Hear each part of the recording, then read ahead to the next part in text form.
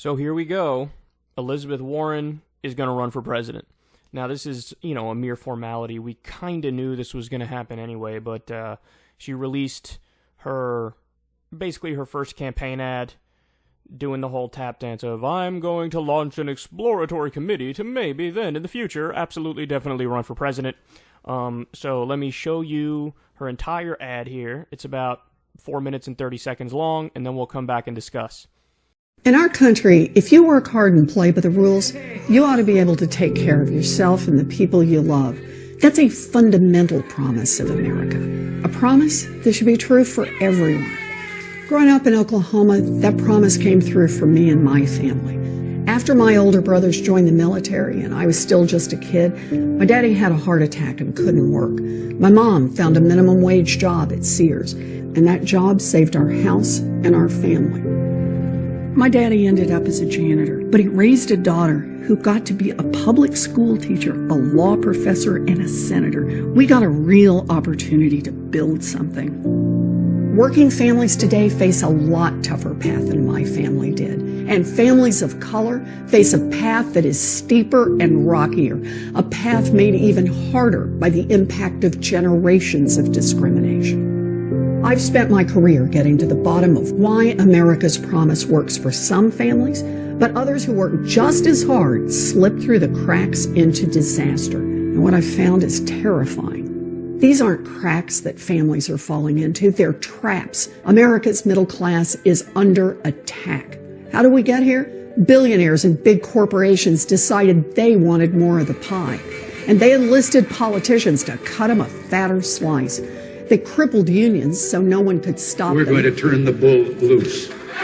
Dismantled the financial rules meant to keep us safe after the Great Depression, and cut their own taxes so they paid less than their secretaries and janitors. It's time to write the rules for the middle class. After Wall Street crashed our economy in 2008, I left the classroom to go to Washington and confront the broken system head on. Elizabeth Warren, apparently not afraid to tangle with Wall Street. Elizabeth Warren is heading into the Lion's Den. Mrs. Warren goes to Washington. She did. We created America's first consumer watchdog to hold the big banks accountable. A woman who has warned of another meltdown if Washington doesn't straighten up. I never thought I'd run for office, not in a million years. But when Republican senators tried to sabotage the reforms and run me out of town, I went back to Massachusetts and ran against one of them. And I beat him. And we are going to turn Washington back to the people.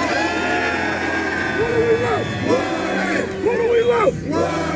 What do we love? Today, corruption is poisoning our democracy. Politicians look the other way while big insurance companies deny patients life-saving coverage, while big banks rip off consumers, and while big oil companies destroy this planet.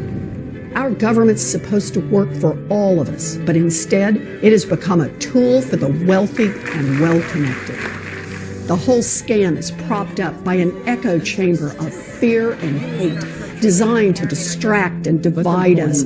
People who will do or say anything to hang on to power point the finger at anyone who looks, thinks, prays, or loves differently than they do. Build that wall. But this dark path doesn't have to be our future. We can make our democracy work for all of us. We can make our economy work for all of us. We can rebuild America's middle class, but this time we gotta build it for everyone.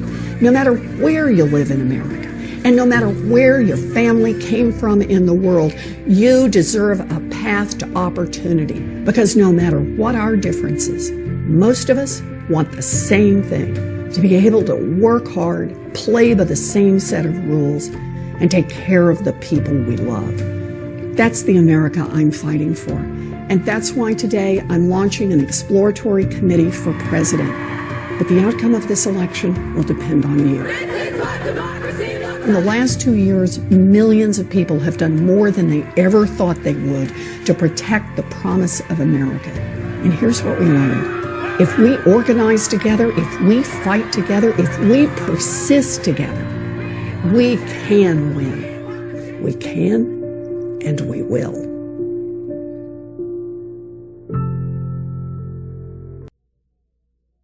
So yeah, she's definitely running. She's definitely running. And I give that ad a C+. So I think that's almost as good of an ad as you can have without actually talking about the specific policy issues.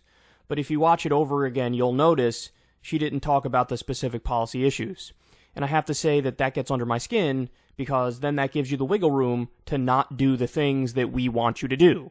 So, Bernie Sanders can't go 8 seconds without talking about Medicare for all and a living wage and free college.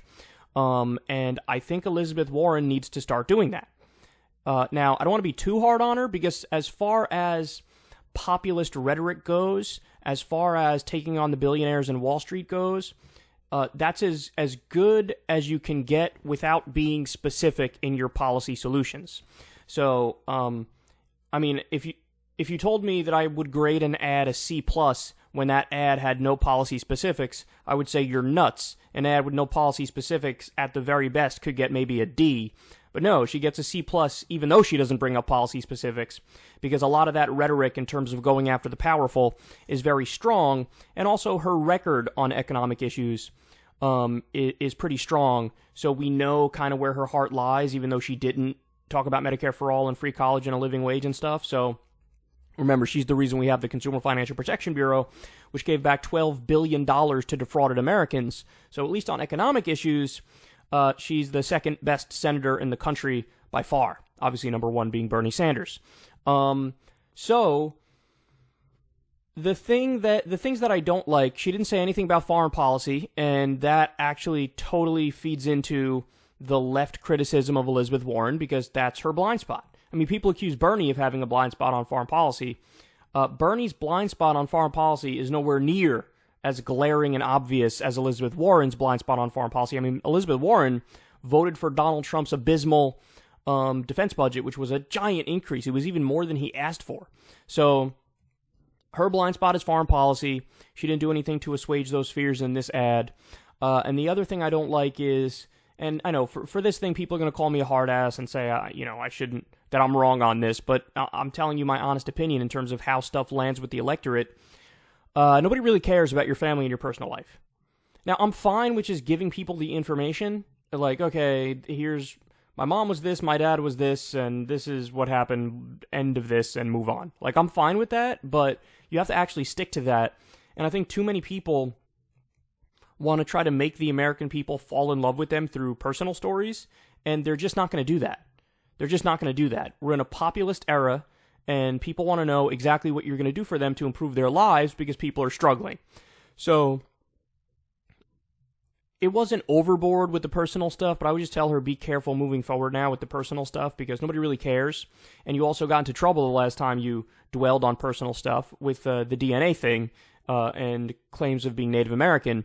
That spectacularly backfired on her. So overall, what's my advice to Elizabeth Warren? My advice is very similar to what I said about Bernie. She can't listen to her advisors. She can't listen to her strategists. She has to go by her instincts, because her instincts are actually very populist. And what happens with Elizabeth Warren is oftentimes she does the right thing, and then her strategists talk her out of it after the fact, and then she backpedals. We saw this when Elizabeth Warren was asked if the DNC rigged the primary against Bernie. Her answer on TV, on cable news, was, yeah, it was rigged against Bernie.